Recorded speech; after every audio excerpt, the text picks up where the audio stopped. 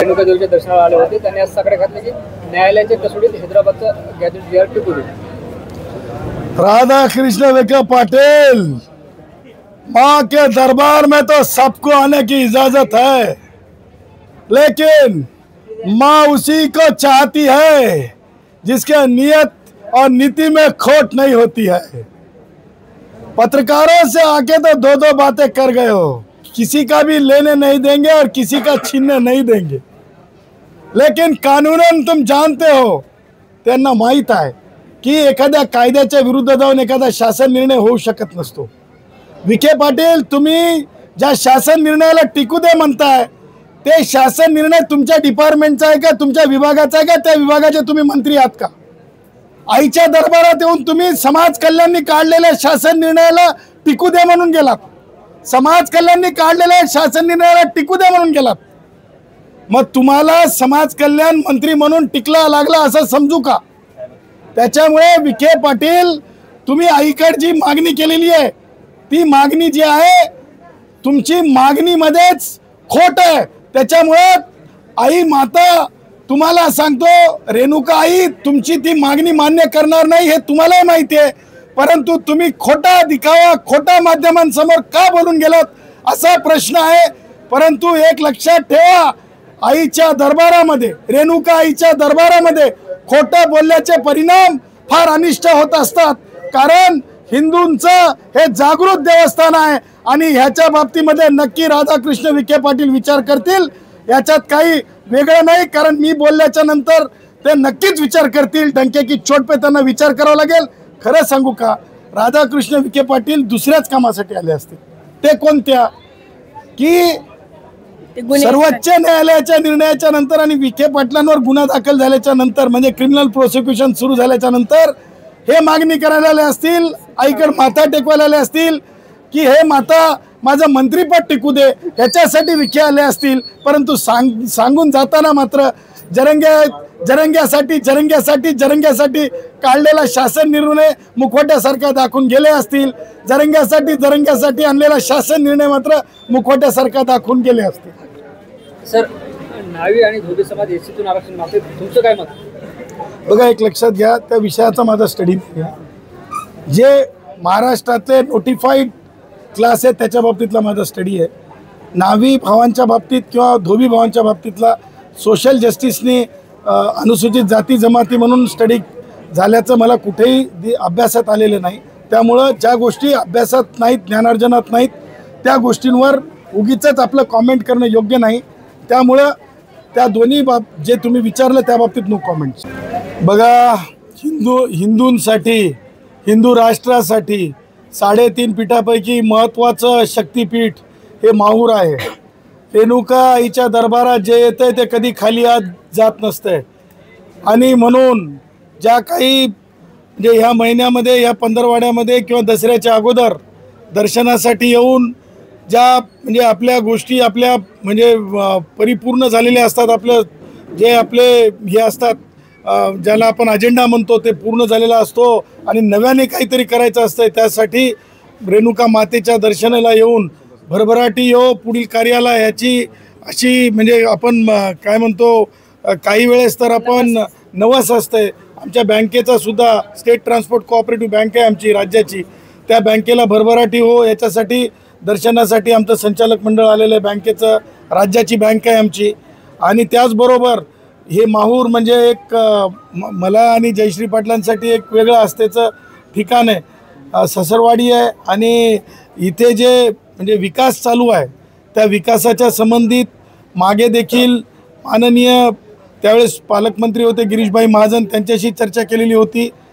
हा विकास होत असताना रेणुकाईच्या पायथ्याशी किंवा रेणुकाईच्या दरबाराच्या जवळ जे याचं साहित्य, पूजेचं साहित्य, जे विक्री असलेली दुकानं आहेत, चहा पाण्याची फराळाची दुकानं आहेत, ह्या दुकानं ही खास सांगायचं वैशिष्ट्य म्हणजे ही दुकानं 95% हिंदूंची आहेत।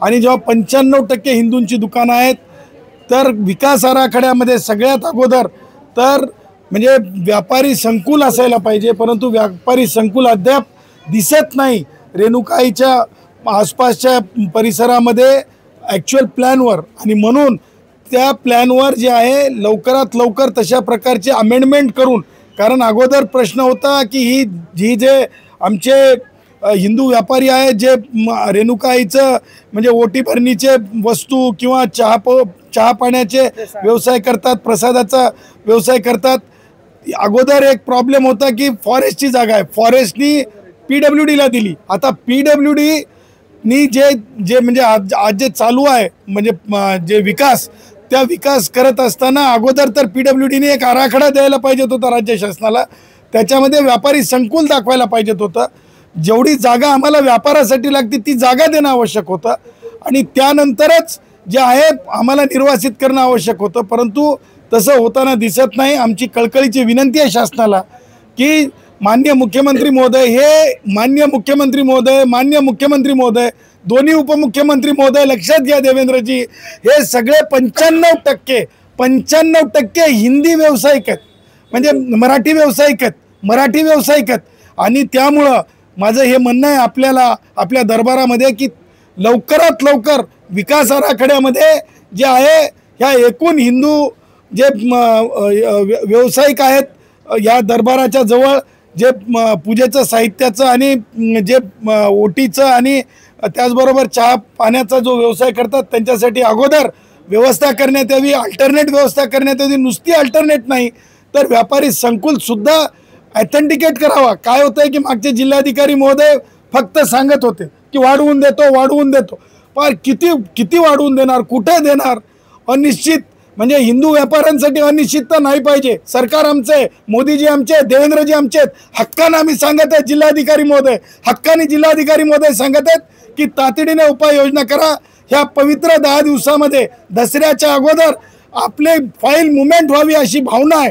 PWDच्या वरिष्ठ अधिकाऱ्यांना सुद्धा मी हे सूचना करत आहे की तातडीने ह्या बाबतीमध्ये कारवाई झाली पाहिजे, स्टेप्स झाल्या पाहिजेत आणि कोणत्याच परिस्थितीमध्ये हिंदू व्यापारी जो आहे, जो आईच्या सेवेसाठी आहे, भक्तांच्या सेवेसाठी आहे, त्यांना कोणत्याच प्रकारे उपासमारी किंवा त्यांना त्रास होता कामा नये. स्थानिक लोकप्रतिनिधींना सुद्धा मी आव्हान करेल की तुम्ही सुद्धा यामध्ये लक्ष घालणं आवश्यक आहे. भीमरावला सुद्धा मी म्हणेल, केरामला, की त्यांनी सुद्धा लक्ष घातलं पाहिजे. सर, आता आपण भीमराव केरामांचा उल्लेख केला आहे. उद्या जे भीमराव केराम यांच्या नेतृत्वाखाली आदिवासी समाजाचा मोर्चा आहे, इतर कोणत्याही समाजाला एसटीतून आरक्षण देण्यात येऊ. एक लक्षात घ्या, भीमराव सोशल अंडरस्टँडिंगचा माणूस आहे, सोशल इंजिनिअरिंग समजणारा माणूस आहे भीमराव केराम. मला हे सांगायचं आहे की माननीय सर्वोच्च न्यायालयाने उपवर्गीकरण, सब क्लासिफिकेशनचा जो मार्ग आहे तो मोकळा करून दिला. त्याच्यामुळे जी केस सुप्रीम कोर्टामध्ये पंजाब हरियाणा स्टेटची होती त्याच्यात स्पष्टपणे सांगण्यात आलं की आता उपवर्गीकरण करता येते. त्यामुळं माझे अंध भाऊ असतील, माझे प्रधान भाऊ असतील, त्याचबरोबर माझे गोंड भाऊ असतील, त्यांच्या कोणत्याही हक्कावर गदा येऊ शकत नाही. त्याचं कारण सांगतो की जेवढी ज्यांची संख्या तेवढी रिझर्वेशन STचं त्याच्यात मिळत असते. आणि उपवर्गीकरणामध्ये सुद्धा उद्या माझा बंजारा भाऊ जरी त्याच्यात आला तरीसुद्धा STमध्ये कुणावरही अन्याय होणार नाही. माझा धनगर भाऊ आला तरी अन्याय होणार नाही, माझा वंजारी भाऊ आला तरी अन्याय होणार नाही. ह्याच्यासाठी मी माननीय मुख्यमंत्री देवेंद्रजींना आणि संजय शिरसाट यांना आव्हान करेल की ह्या बाबतीमध्ये सर्वधर्मीय जे लोक आरक्षणाच्या पात्रतेत येतात, म्हणजे धनगर भाऊ असतील, बंजारा भाऊ असतील, वंजारी भाऊ असतील, कैकाडी भाऊ असतील, त्यांच्या बाबतीमधली एक वेगळी सुकाणू समिती स्थापन करावी शासनानं आणि त्यावर वेगळी चर्चा घडवून आणावी. कारण हे समुदाय, हे जे समाज आहेत, हे समाज अनुसूचित जमातीमध्ये मोडणारे आहेत. कारण रिऑर्गनायझेशन ऑफ स्टेट जे म्हणतो आपण 1956ला झालं, जेव्हा हे मराठवाडा हैदराबाद संस्थानामध्ये होता आणि तेलंगणा आताचा तेलंगणा आहे, त्यामुळे हे सगळे अधिकार जे आहेत आम्हाला मिळणारेच अधिकार आहेत, आमचेच अधिकार आहेत. त्याच्यामध्ये नव्यानं जरंग्यासारखं नवीन काहीतरी करण्याचं किंवा त्याच्यामध्ये वेगळं काहीतरी फॉर्म्युलेशन करण्याची बिलकुल गरज नाही. आणि म्हणून आमचं म्हणणं आहे की तातडीनं ह्या विषयावर मार्ग काढण्यासाठी, याच्यात खर्च कोणताच नाही आहे, याच्यामध्ये नव्याने मागास आयोगाला पाठवण्याची गरजच नाही आहे, याच्यामध्ये कोणत्याच परिस्थितीमध्ये अफिनिटी आपलं बॅकवर्डनेस तपासण्याची गरजच नाही असं सुप्रीम कोर्ट म्हणते एका जजमेंटमध्ये. त्या जजमेंटचं नाव आहे जर्नल सिंग विरुद्ध दिल्ली. त्याच्यामध्ये स्पष्टपणे शेवटच्या पॅरेग्राफमध्ये सांगितलेलं आहे जे अनुसूचित जाती जमातीमध्ये येतात त्यांचं मागासलेपण तपासण्याची गरज नाही. ह्या सगळ्या सबब बाबी लक्षात घेता शासनानं वंजारी, बंजारा, धनगर आणि कैकाडी ह्या सन्माननीय समाजाला ST मध्ये टाकण्यासाठी कोणतीही मला वाटतं कोणतीही अडचण नाही. महाराष्ट्र सरकारनं जेव्हा हैदराबाद गॅजेटची सूचना केलेली आहे, जेव्हा घोषित केलेलं आहे मराठ्यांना आरक्षण, त्यानंतर आता तेलंगणा, कर्नाटक ह्या राज्यामध्ये सुद्धा मराठा समाजाचा हैदराबाद गॅजेट लागू करायला मागणी करायला सुरुवात झाली. हे पहा, सगळ्यात अगोदर तर माझे मराठा भाऊ आहेत ना, आमचा श्वास आहेत. माझ्या मराठा भाऊ जे किमान मराठवाड्यातले आहेत त्यांच्या बाबतीत मला सांगायचं आहे की माझ्या मराठा भाऊ कुणबी याच्यासाठी होऊ शकत नाहीत कारण कुणबी म्हणून आरक्षणाची तरतूद ॲज सच होऊ शकत नाही. कुणबीचा अर्थ आहे शेतकरी. मग तो बौद्ध शेतकरी असू शकतो, तो जैन शेतकरी असू शकतो, मारवाडी शेतकरी असू शकतो. कोणता कुणबी आपला आमचा जो मागास ठरतो आरक्षणाला तो आहे तिरळे कुणबी, तो आहे खेडुले कुणबी, तो आहे बावणे कुणबी. त्याच्यामध्ये माझे मराठवाड्यातले मराठा भाऊ येत नाहीत. माझे मराठा भाऊ 96 कुळी आहेत. त्याच्यामुळे माझे मराठा भाऊ मागासवर्गीय किंवा सोशल हँडिकॅप ज्याला म्हणतो त्या हँडिकॅपमध्ये माझे मराठा भाऊ येत नाहीत. त्यामुळे माझ्या मराठा भावांना डंके की चोट पे तशा प्रकारचं खोटं आरक्षण कधीच मागणार नाहीत. हे जे काही चाललेलं आहे हे फक्त राष्ट्रवादी काँग्रेसचे वयोवृद्ध पुढारी शरद पवार ऑफ सीझनमध्ये जेव्हा असतात, सत्तेत नसतात, अदर दॅन मराठा मुख्यमंत्री असतात त्यावेळेस शरद पवारांची बुद्धी खूप फास्ट चालत असते आणि शरद पवारांच्या फास्ट बुद्धीचा परिणाम म्हणजे जरंगेसारखा फास्ट खेळाडू जे ज्याला म्हणतो आपण काय म्हणतो खेळाडू म्हणण्यापेक्षा आपण ज्याला म्हणू ते एक काय ते एक अशा प्रकारचं व्यक्तिमत्व, एक अशा प्रकारचं ढोंग जरंगेसारखं समोर आणलं जातंय आणि त्याच्यावर राजकारण खेळलं जातं. मनोज जरांगे दिल्लीला जाणार आहेत. ए भाई जरंगे, देख अपने सोच के हद तक बोल, सोच के ऊपर मत बोल. जो तेरा डैडी बोलता है ना पॉलिटिकल डैडी, उतना ही तू करता है बे. देख लिया ना, सुप्रिया जी मेरी बहन तेरे को मिलने के लिए आई थी आजाद मैदान में, उसके साथ मिस्चिफ की गई तो दूसरे दिन का तुझे कोई सपोर्ट मिला. डैडी के दम के ऊपर बोलने वाले भैया दिल्ली के तक पहुंच नहीं सकते, समझे है ना. वो कहाँ तक पहुंच सकता है जरंगे पता है. वो तो रेती रहती है ना ज्याला वाळू म्हणतो, वाळूचं मोजमाप, वाळूचं खनन आणि टिप्परची मोजणी इथपर्यंत जरंगेनं बोलो. बाकी शरद पवार सांगतील तेवढं करावं.